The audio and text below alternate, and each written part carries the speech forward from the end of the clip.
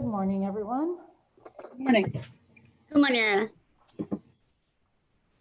Good morning.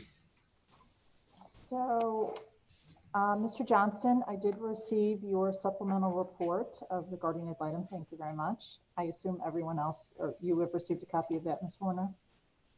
Yes. Okay.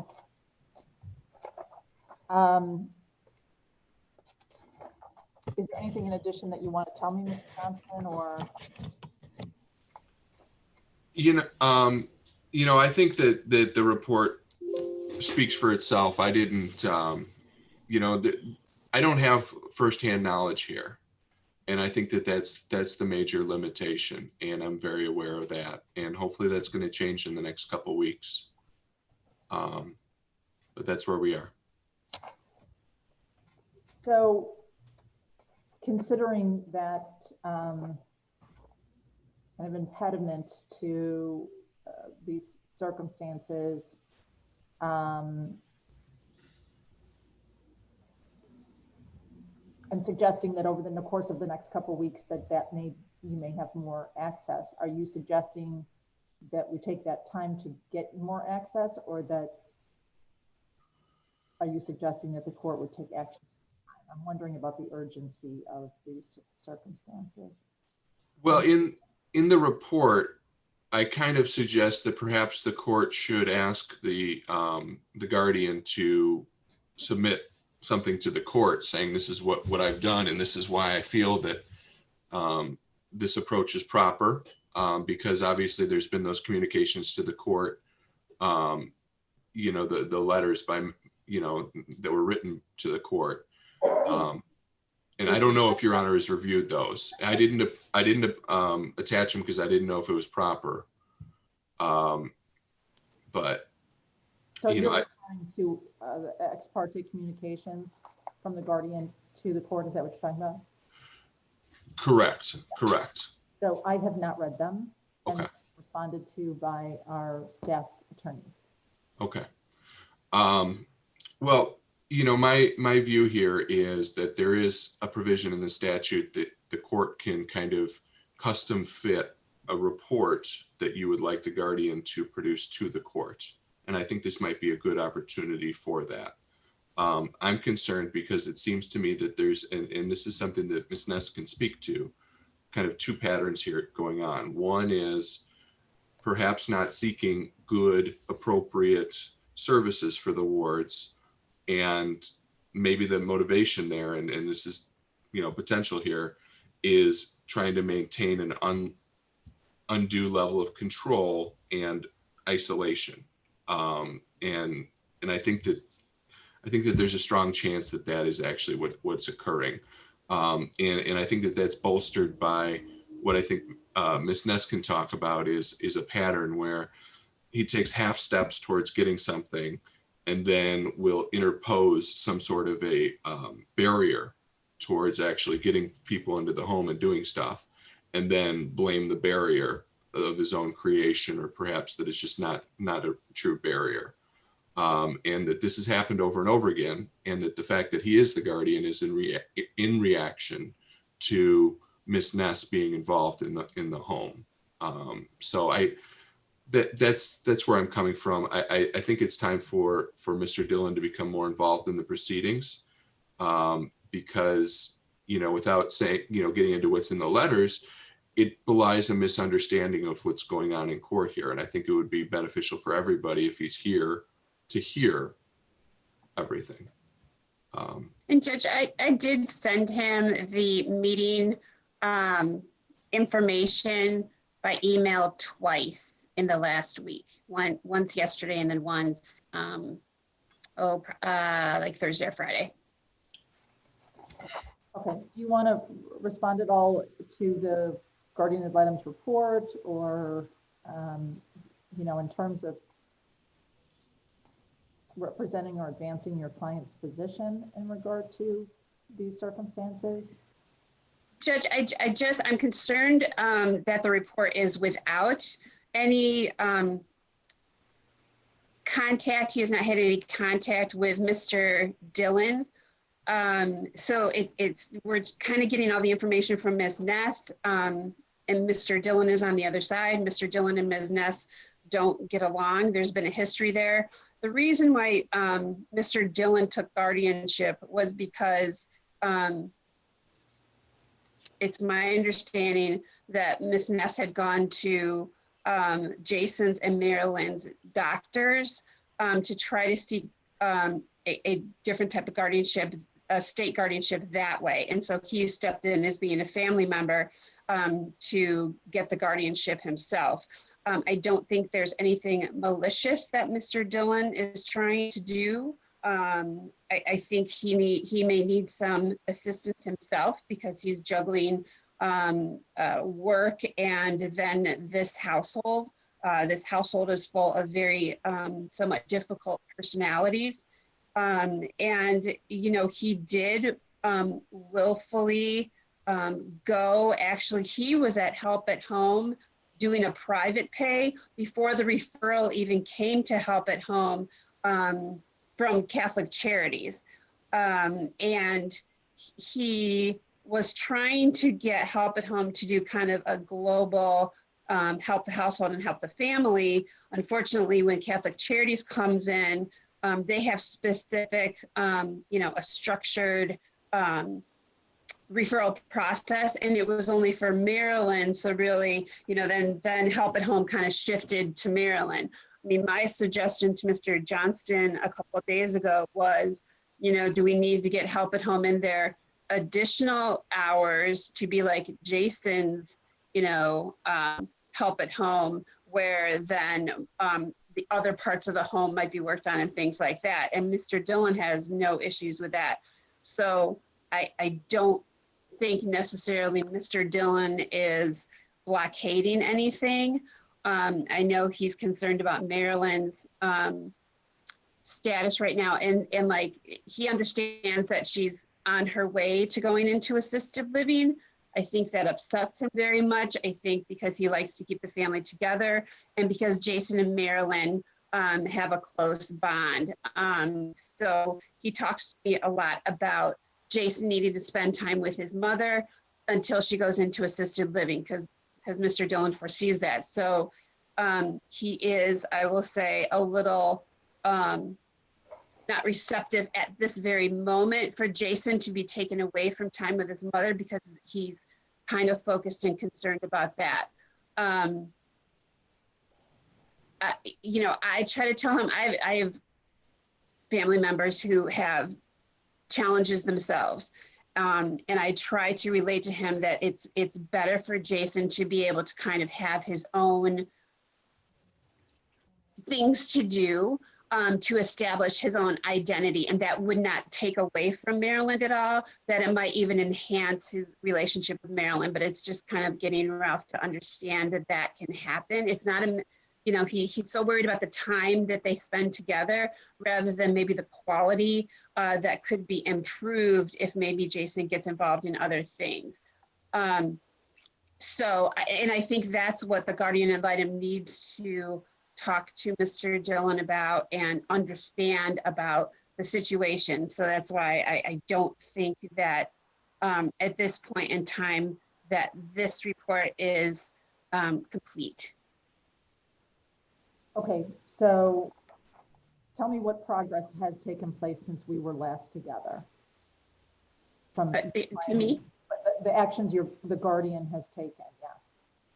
Okay, so as I said, he did contact Help at Home, and because he didn't have a referral yet from Catholic Charities, he set up Help at Home himself with a private pay. He was paying. He, Marilyn, and Jason were paying. So they sent one worker to their home, and she came in for about a week. He informed me that Ava was resistant to everything, and she was kind of nasty to the girl when she was there and called her names and would yell and things like that. And the girl she sounded a little bit young. It didn't seem like she could handle it. So she then said she didn't want to work there anymore. And so they put in this other worker, and off the top of my head, I can't remember what her name is. Her name is Luba. Lupa. that worker seems to be working out fairly well. Mr. Dillon actually told me that he understood her to be from, I don't know if she's from Russia or, Eastern European. She was used to be a doctor, so she can be quite authoritarian. So she seems to have put Ava in her place. Ava seems to get it. She doesn't seem to challenge this worker like she challenged the last worker. And so things are working better, and this Lupa is still in the home today. However, Lupa was there between the workers. I believe that the Catholic Charities referral came in. So Lupa is more into like cleaning Marilyn's room or doing things for Marilyn. And then I know that they're trying to branch out a little bit because obviously Marilyn uses the common spaces of the home as well. But that's when I suggested, well, do we need to have, Mr. Dillon do private pay for maybe an hour or two in addition to what Catholic Charities is doing? So then more of that Jason could also receive some of the benefit of help at home being there. I have not heard back yet from Mr. Dillon in regards to a social security number for Jason, so we can get the Department of Rehabilitation Services assessment going. From the last court date we had, they weren't doing in-person assessments, and we were waiting until when an in-person assessment can be done, because Mr. Dillon did do an over-the-phone assessment for Jason, and the doors worker talked to Mr. Dillon. But I think all three of us here think that there needs to be a in-person assessment with Jason, so the doors worker really can understand and assess Jason for who he is and not who somebody describes him to be. So I don't know if Doors has opened up to do those assessments yet. I haven't gotten that information. But I also haven't been able to get the social security number to Jackie because I don't have it. Okay. Ms. Ness, is there anything that you want to tell me today? You're muted. You're muted. Hello. Yes, there you go. What I was going to say is there's always references to some history that I have with Ralph Dillon. I have very little history with him. For the most part, the history I had was in the past, quite a couple of years ago, where I offered him assistance, I offered him support, I offered him options, along with Jason, along with Eva, along with all of them. So this supposed relationship really hasn't been. So I would be more than willing to speak with him on the phone. I would be more than willing to give him the information and to follow up with him, but he really doesn't want me to do that because he believes I have challenged him by doing this proceedings in such a way that, I am a bad person because of that, which makes it difficult to do any referrals or to do any other supportive things, because he will not, I have to go through other people to give him the information or give him information to do it himself, which I'm not clear he's doing or knows how to do. So that's a bit of another bump to get the services in place. And the services for Marilyn definitely are just for Marilyn. The Catholic Charities Community Care Program is just for her. It's supposed to be only for her care and her well-being. In other words, they would focus on helping her with her, home, her room, her bathroom, her, if she needs help taking a shower, doing all those things. It would be just for her. Just the same as if Doors went in, it would be for Jason. So this is just an observation of the court, and I'm not assessing blame on you, Ms. Ness, or on Mr. Dillon. I don't know where it initiated or the basis of it, but it has been evident to me throughout the course of these proceedings that there is definitely discord between Ms. Ness and Mr. Dillon. And so to say that it doesn't exist, I don't think is. No, I'm sorry. Yeah, it does exist. And it's frustration mainly on my part because I can't communicate with him to give him any information because he will not communicate with me. Because I remember early on in these proceedings, having a conversation about the possibility of somebody else being the person to communicate with him to see if we might make some progress forward. And, you know, you said that that wouldn't be a possibility, that there either wasn't anybody else or, because there is a conflict here. Well, he does have other people in Catholic Charities. He does. He has the case manager for Maryland who we can communicate with and ask questions for and get information from. He has her. He has Medicaid. They have a caseworker that would be for Jason and possibly Maryland. So he has other resources. He doesn't have to ask me. But I seem to be the person blamed for not giving him the information. And that's where it's frustrating. I want him to get the information. So Ms. I want Nash, him to have I it. wish you wouldn't feel so defensive about this, because I am not being accused of. Oh, no. I'm not, truly, I'm not being defensive. What I'm trying is I am frustrated with not being able to get him the information needed to get Jason and Marilyn what they need. But when you talk in terms of blame, which were your words, I'm not blaming you or anyone. What I am so genuinely concerned about is this household that has complicated circumstances in terms of medical issues, in terms of the physical house. There are significant issues. Correct. We have very serious circumstances in regard to the disability of mother and son, and then we have another person living in the house. I mean, this is a picture painted of complexity and challenges.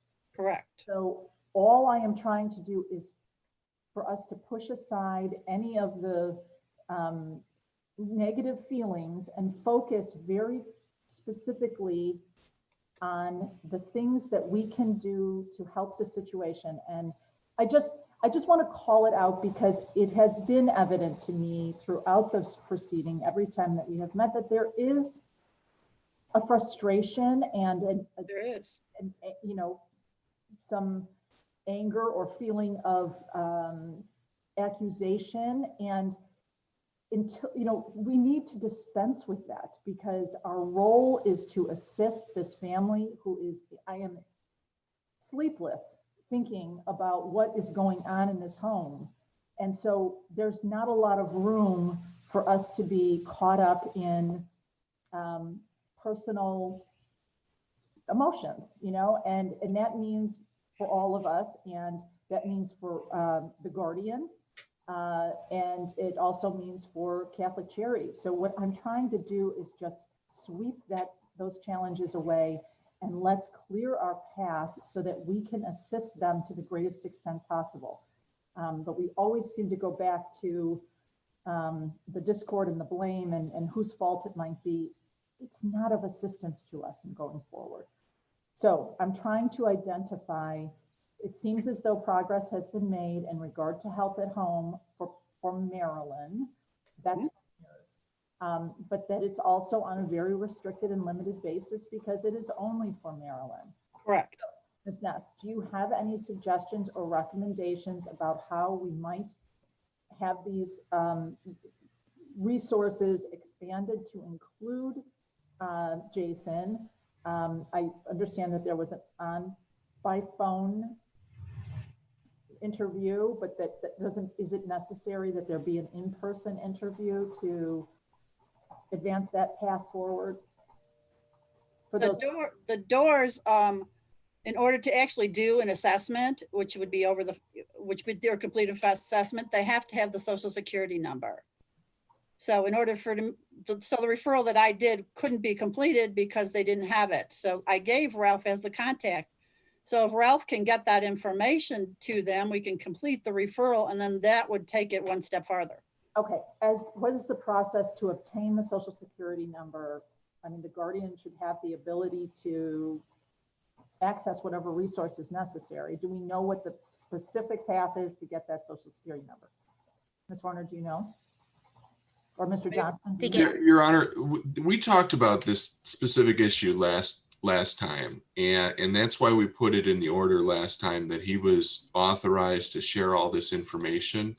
And I think what happened here was that request was specifically made to Ralph a couple weeks ago, and that he did not respond to it. And I believe that's the chain of events, and I'll let the other parties here speak to that. But that was, that's kind of history repeating itself over again. So I just wanted to bring that to the court's attention. Connor, what is the status Judge, of that social security number? Judge, I didn't know about the need for a social security number until last week. So I don't know if Ms. Ness tried to get it from Mr. Dillon himself. I asked to be kind of the middle person because I knew about, this, the issues that Ms. Ness and Mr. Dillon have. So I didn't get a request for the social security number until last week. And I've sent Mr. Dillon a couple requests for it at this point in time. Anyone here on this call know what the process would be to obtain that social security number information if it's not available somehow in the home? Or I don't know. I'm just assuming that Ralph has it somewhere because he's dealt with, these are his family members. He's dealt with them. He's dealt with Jason his whole life. okay, so we have to get it.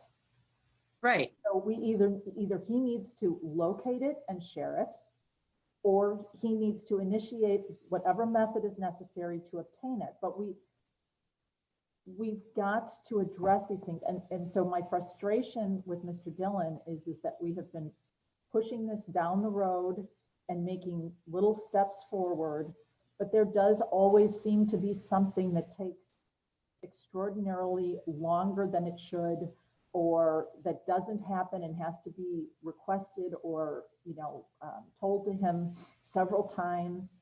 And so if I have to have a hearing to determine whether or not he is an appropriate person to remain in this guardianship role, I'm concerned about his ability to do it. And as you have suggested, I understand.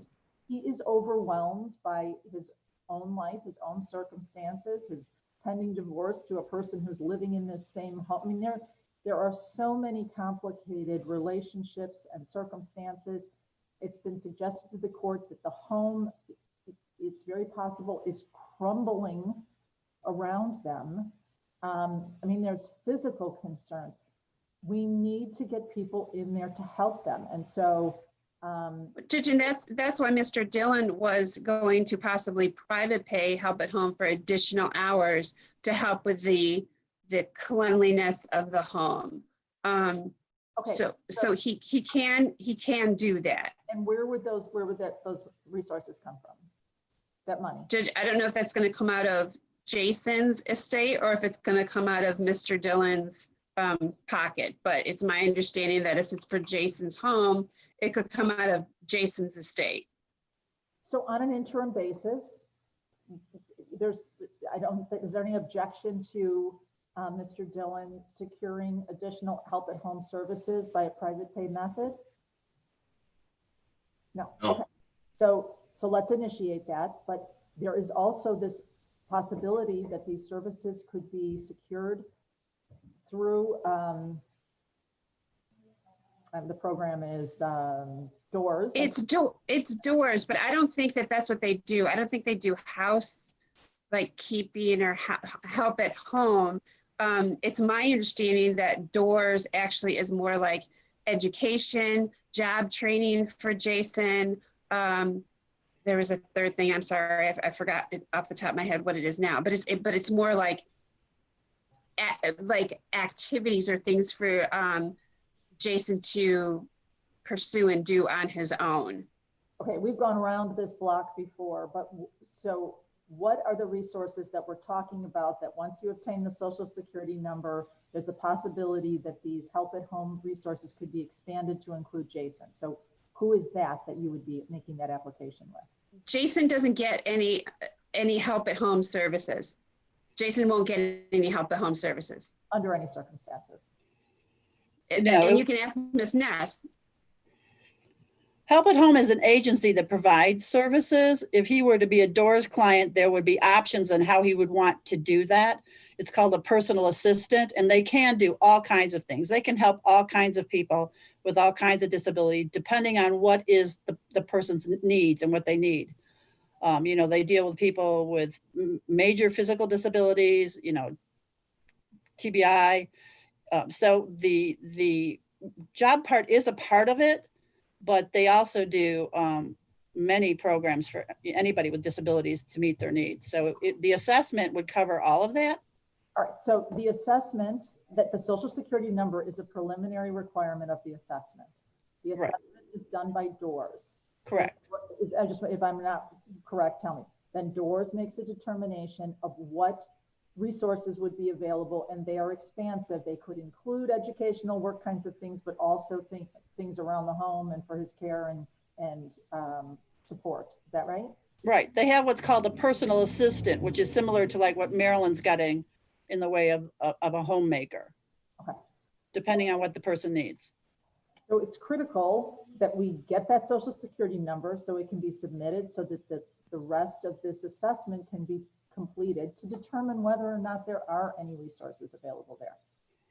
But there's always just a delay that we never get to the, maybe they would conclude there aren't services, but then we have to take a different course, but we have to complete this course.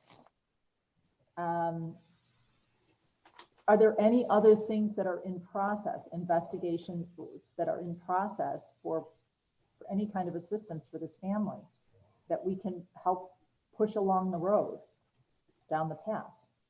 Your Honor, it may be, and this is something that Ms. Ness can speak to, but it may be that Meals on Wheels is available.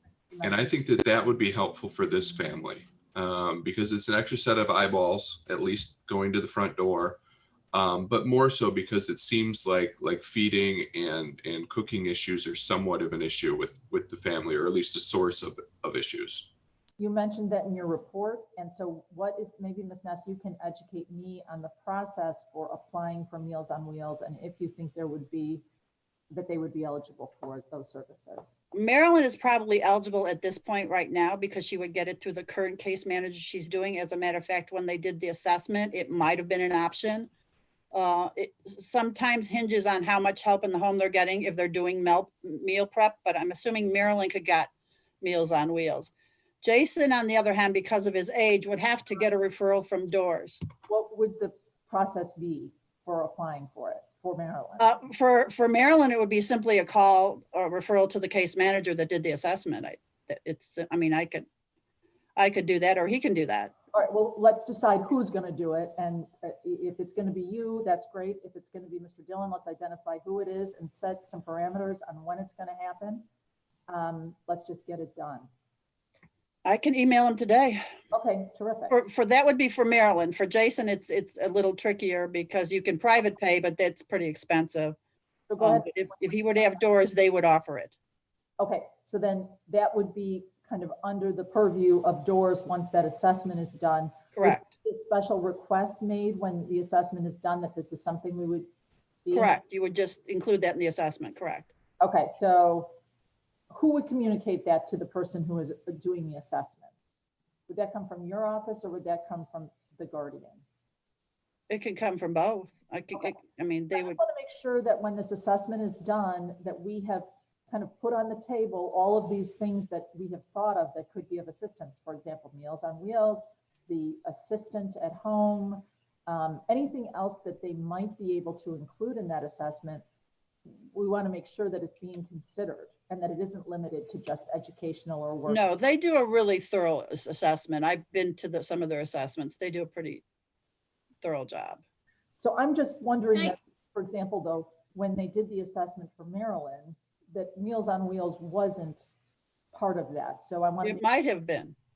Oh, so it may have been denied, or it might have been, yeah, not something that was considered necessary or wanted. I don't know, because they do go through how the person, what they need in the way of meal prep or eating or all that. They go through the whole thing.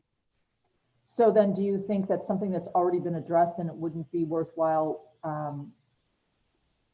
No, because that program is actually, it's a need that can be addressed at any time. It's just a matter of having the follow through on and getting the assessment.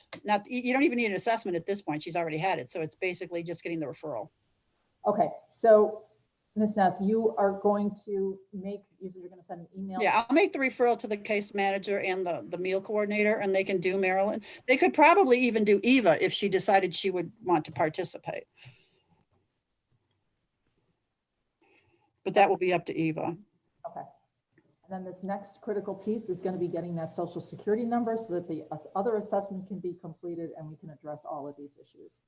I do have one more option that's possible. I don't know what insurance Jason has. I don't know if he has a managed care or he's just strictly Medicaid or what his insurance is. But if he's a managed care, they can order. They have a case manager and they would be able to, depending on if it's like a Meridian or whatever managed care it is, they would also have the ability to order Meals on Wheels and the services actually. Ms. Horner, do you know anything about his insurance? No, I don't, Judge. I just know he's on Medicaid. And you know, honestly, I even get a little confused. So I can understand why Ralph is a little confused and all this stuff, because it's, you know, there was an assessment done in Maryland. We don't know if they assessed for Meals on Wheels yet. It could have been assessed, but we don't really know. I don't think anybody, even Ms. Ness, has like a written assessment for Maryland. So we're going to redo the Meals on Wheels request.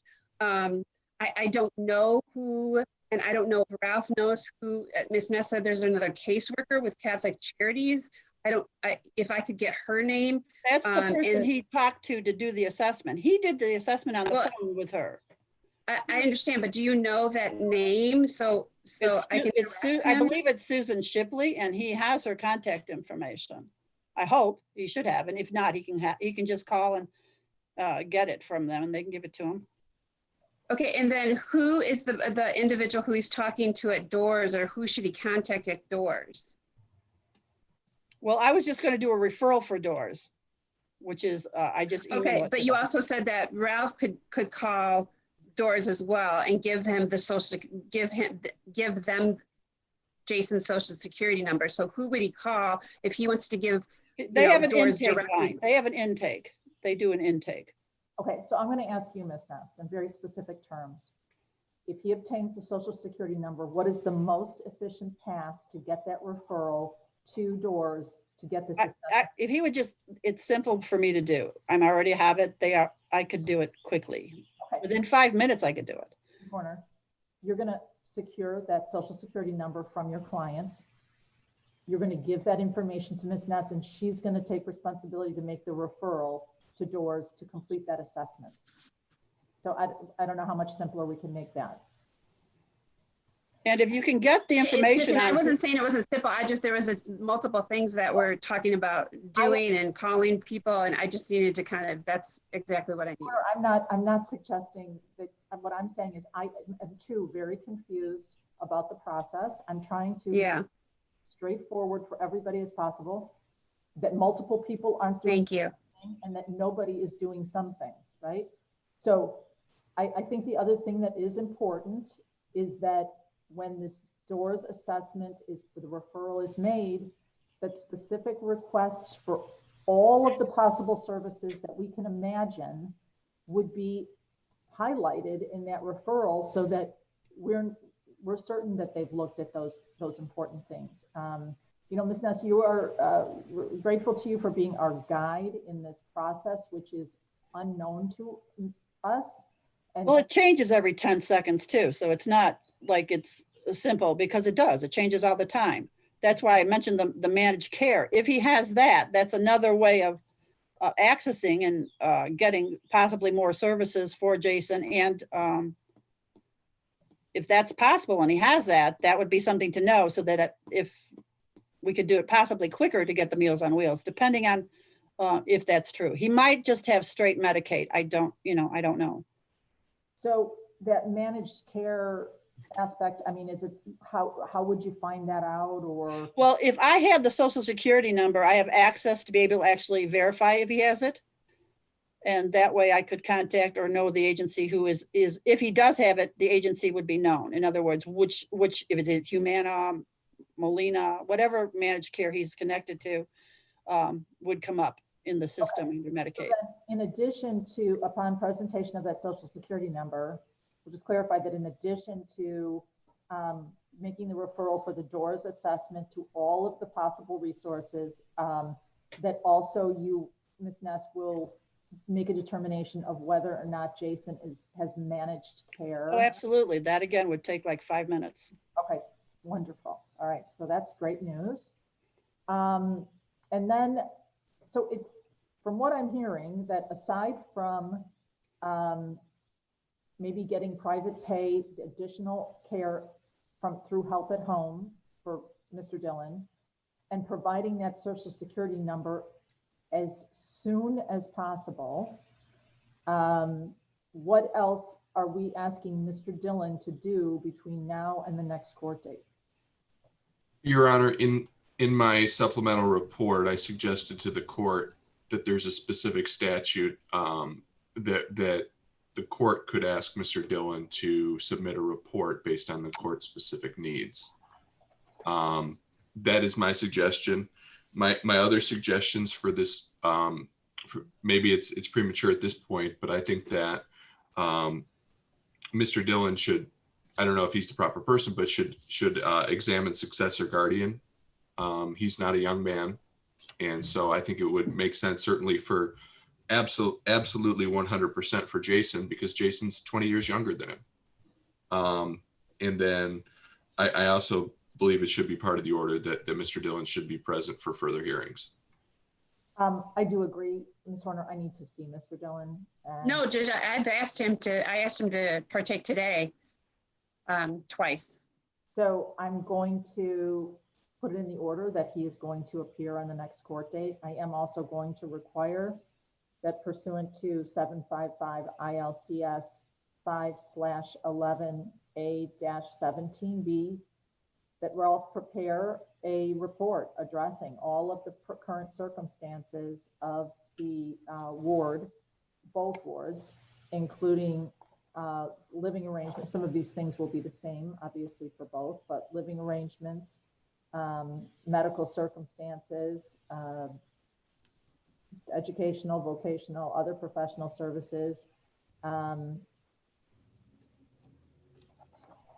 I'm very interested to know what the status of that home is, the physical environment that these people are living. There's been some representations or concerns that the house is crumbling around them, that the ceiling may be falling in. I mean, you know, he's in that home. He has better access, and it's his responsibility to be reporting to this court about what the status is, so that I can make a determination of whether or not he's the appropriate person to address those issues, or, you know, whether there are issues, first of all, and who the appropriate person is to address them. But I do think that Mr. Johnson makes another good point about addressing the issue of a successor in this case, because many things could happen. And if something were to happen on an emergency basis, this is already such a fragile and difficult situation. It would only be further, you know, frustrated. And I mean, it could be really terrible for everybody involved if there was any gap in care and attention of this family. So I think we need to explore some options about who a successor guardian might be. So, is there anything else? New court date. So I want to make sure that that social security number, though, is, you think that he has it, Ms. Horner? Judge, I haven't gotten a response from him. I'm assuming he has it because he's dealt with Jason since Jason's been in grade school. Okay. I want that to be tendered to Ms. Ness so that we can take these next steps as soon as possible. I'm going to order him to turn that over. Okay. Yes. If by any chance he's doesn't want to put it in writing and send it for some reason that he's worried about that, if he could just call and give it to you, and you could just call and give it to me, that way it wouldn't be emailed, it wouldn't be, you know, if he fears it being out there, that would be fine. Okay. And for the order, this is only Jason's social security number, correct? Yes. Correct. And do we want to put a deadline on that, Your Honor? I'd like him to do it,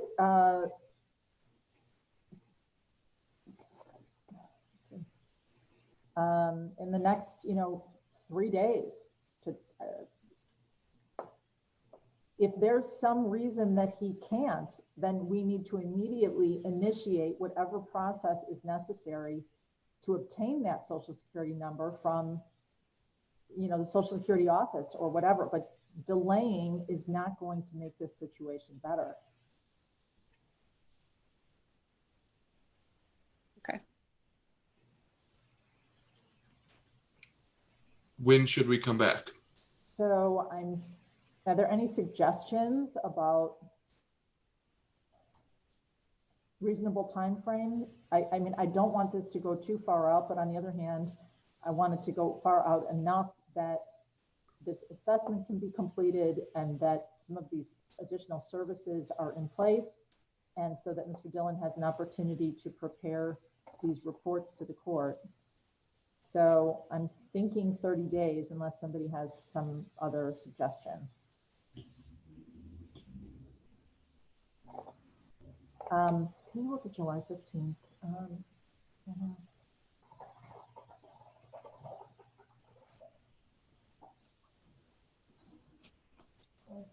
Okay. So if we said 10 o'clock a.m. on July 15th? Wednesdays are really bad for me. I'm sorry. That's okay. Take a look at the 16th.